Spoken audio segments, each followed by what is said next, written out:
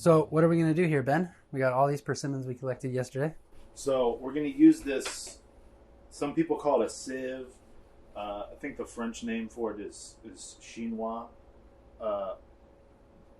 It's just a cone-shaped kind of strainer thing that has holes in it. This is from my great grandmother. It's been in the family for a while. Used it for a lot of stuff, but it's usually for like other fruits and stuff like that. Tomatoes specifically to get the skins and the seeds out, but works really good for persimmons and pawpaws. So we're going to just take the persimmon, put it in there, put a few in there, maybe half full or something. Make sure they're not like moldy or anything. Now, are we putting them in with the calyxes or no? No, I take those off. Okay. Yeah, just make sure there's no dirt on them. I mean, these are pretty clean. And then basically just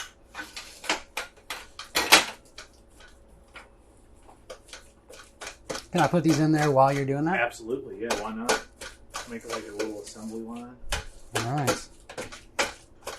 And so this just gets out, separates the seeds and some of the skin, and you just get fine pulp. It smells very good. I can't believe it, actually. So once you get so many in there, it's good to just stop for Just a little bit. stop for a little bit. All right. Just really mash it through.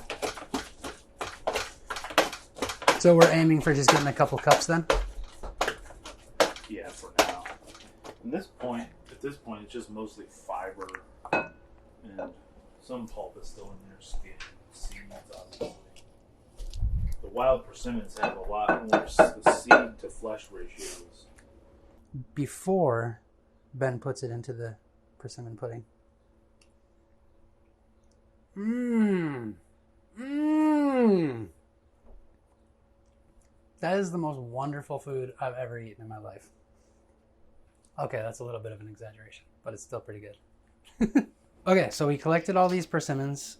Now, you were going to make... Yeah, we're going to make some persimmon pudding. And persimmon pudding is? It's more of like a moist cake. A lot of people think pudding is more like the creamy, kind of milky, sort of chocolate stuff that you used to get in a cup as a kid. This is more of like a British, English style pudding where it's more cakey, kind of fatty, eggy, but also you get the persimmon in there, so it's nice and sweet and smooth. So it's basically just, we're going to use some acorn flour, we're going to use some einkorn organic wheat flour, maple sugar, some acorn oil, just kind of like use as many wild sourced ingredients as we can to sort of make this thing that's normally like a treat, sort of kind of junk food, into like more of a healthy, delicious creation that, we can enjoy. So I'm excited about it. Show me how to do it. all right, so first just take the sugar, kind of mix it up, get some of the chunks out of it. So we'll take the persimmon pulp. So we pulped this earlier with the pulping machine that I had. Just take the persimmon, pulp in there. So it's 2.5 cups of sugar, and you can use any kind of sugar you want. We just use maple sugar because that's what we have, and that's what we like. Maple sugar having a lot of health benefits there. Yeah, a lot of minerals. There's even some like different medicinal compounds in trace amounts in maple syrup, and maple sugar. Then we have a little baking soda just to kind of balance out the pH, the acidity, and then the eggs go in there too. Okay. So then you mix all this up first.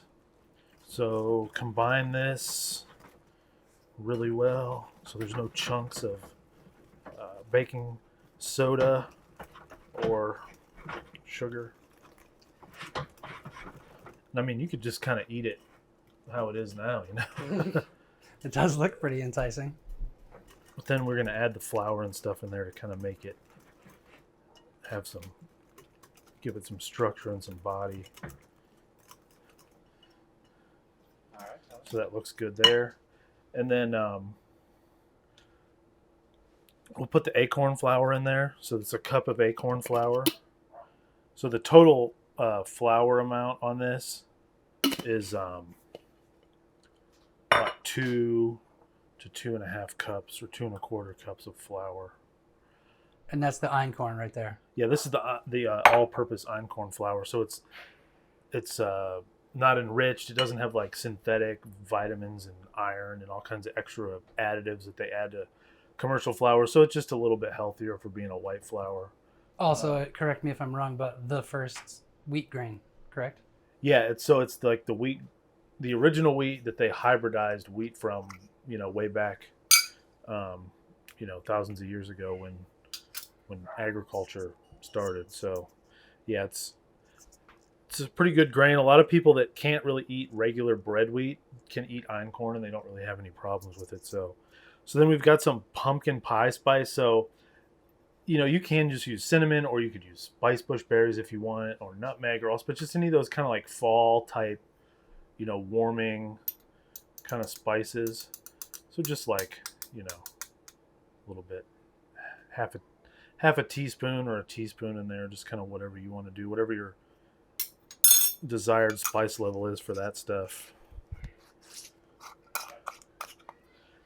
And then just mix that up a little bit. So again, with this stuff, you want to just mix it up till it's smooth, but you don't want to over mix it, especially once you put the flour in there. So once you put the flour in there, if you mix it up too much, it gets more like doughy, and you kind of want it to be more smooth. So just kind of give it a good mix, but not too much. But don't totally beat it completely smooth. So there's that, and then just a little pinch of some good sea salt flakes.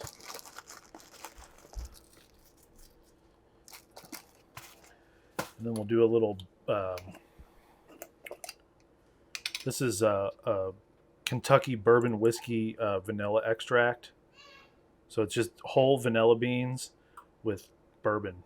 Just let it sit forever, and then just keep using it and adding more to it. And you can, just kind of keep brewing this stuff for quite a while. So you put like, just as much as you want, like a half a teaspoon or something, and kind of mix that in.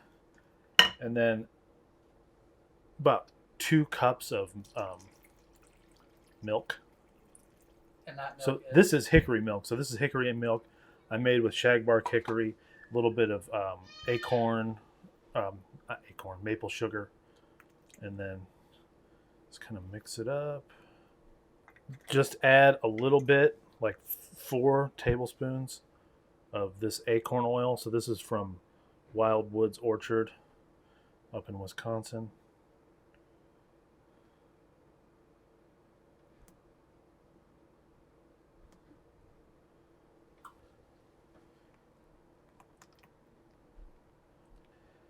And then the final thing, baking powder. I usually like to add this stuff in at the end of the recipe because it's doing some sort of a chemical reaction to cause a rise. So this stuff will rise as it's cooking, and then once it's done cooking, it'll like kind of settle back down.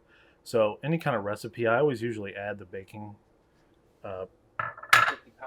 powder in at the end, just so it kind of has the maximum amount of time to do its reaction, and then just kind of finish it off with a little mix.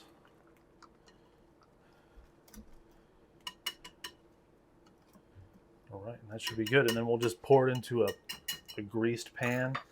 Greased it with a little bear fat. So there it is. We'll just go ahead and put that into the pan. Then what temp do you have it on?